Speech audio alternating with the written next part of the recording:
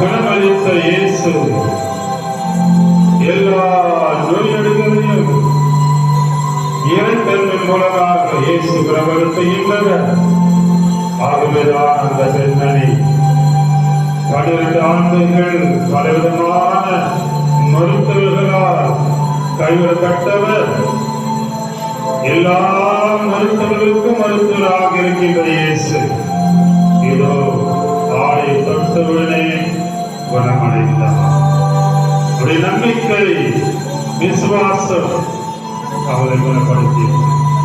அதே விசுவாசம் நமக்கும், அதே நம்பிக்கை நமக்கும் என்றென்றும் இயேசுவை உட்கொள்ளும் பொழுதும், இயேசுவை பார்க்கும் பொழுதும் அதே விசுவாசத்தை வெற்றிக்கிறோம்.